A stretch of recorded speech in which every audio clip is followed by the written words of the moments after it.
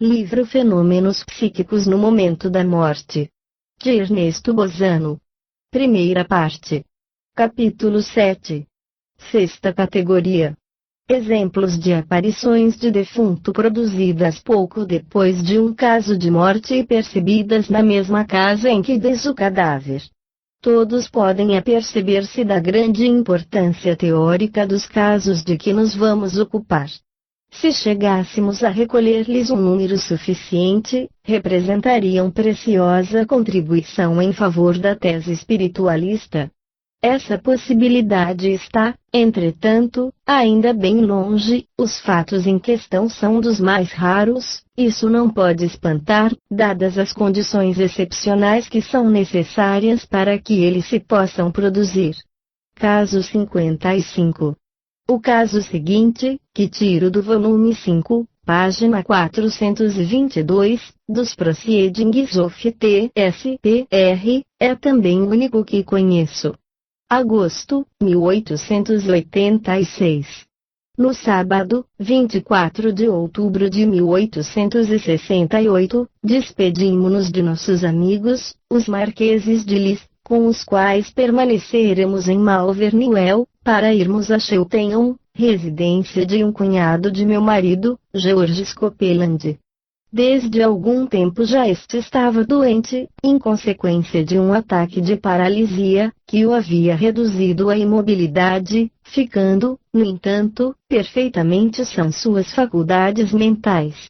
Esta última circunstância fazia que seus amigos ficassem perto do doente, a fim de adoçar-lhe a desventura, tanto quanto possível.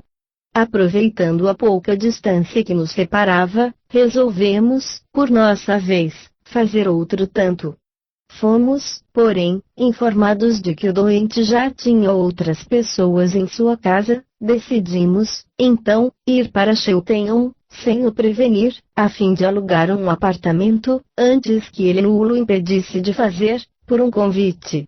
Tomamos vários quartos situados na vizinhança da habitação de Copeland.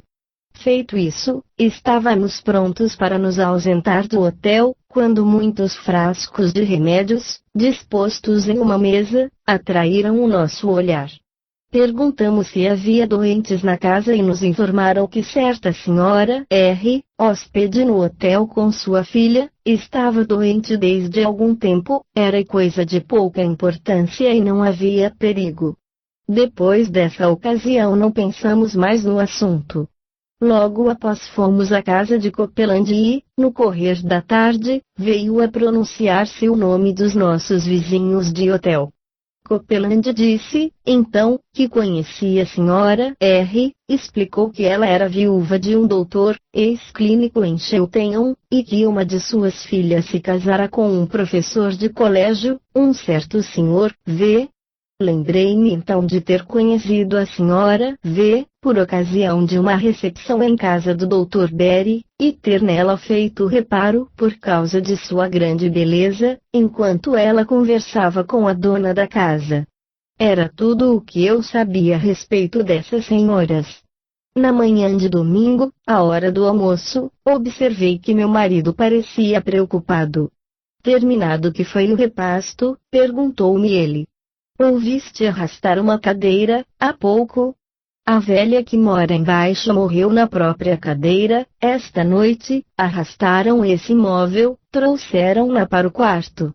Fiquei muito impressionada. Era a primeira vez que me encontrava nas proximidades de um cadáver. Desejei, pois, mudar sem demora, de apartamento. Muitos de nossos amigos, sabendo do fato, nos tinham gentilmente oferecido hospitalidade, mas meu marido se opusera, lembrando que uma mudança é sempre um aborrecimento, que meus terrores eram tolos, que ele não achava nenhum prazer em deslocar-se num dia de domingo, que não era generoso partir porque uma pessoa havia morrido e que, enfim, se assim procedessem para conosco, não nos deixaríamos de aborrecer. Em suma, tivemos que ficar. Passei o dia em companhia do cunhado e das sobrinhas e só voltamos ao hotel à hora de ir para a cama.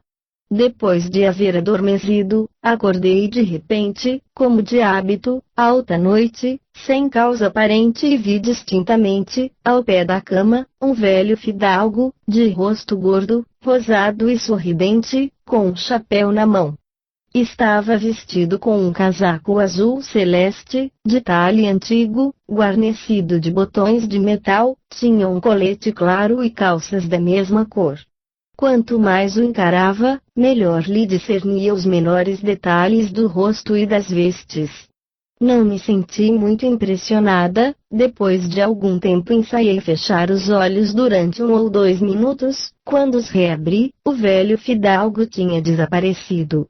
Dormi algum tempo depois. Vindo amanhã, propus-me nada dizer a ninguém do que me tinha acontecido, até que tivesse visto uma de minhas sobrinhas, a qual queria expor o fato, a fim de saber se, por acaso, não haveria nenhuma semelhança entre o Dr. R. e o fidalgo da minha visão. Apesar de me parecer absurda essa ideia, queria certificar-me. Encontrei minha sobrinha, Maria Copeland, hoje Sra. Branding, de volta da igreja, e logo lhe perguntei. O Dr. R. não tinha o aspecto de velho fidalgo, de rosto cheio, rosado e sorridente, etc. Ela estremeceu de espanto. Quem to disse? Perguntou. Nós dizíamos, de fato, que ele se assemelhava mais a um bom feitor de fazenda do que a um doutor. Como é estranho que um homem de aspecto tão vulgar tivesse por filha tão bela criatura. Tal é a narrativa rigorosamente exata do que me aconteceu. Minhas 2 sobrinhas estão ainda vivas e devem lembrar-se exatamente de tudo isso. Naturalmente, não estou em condições de explicar o fato. O corpo da velha senhora jazia no quarto que ficava imediatamente abaixo do nosso. O que me surpreende, sobretudo, é que eu tivesse ficado tão pouco impressionada e que pudesse dormir alguns instantes depois, sem incomodar ninguém. Assinado, B. Batsus. O marido da senhora Batsus confirma o acontecimento.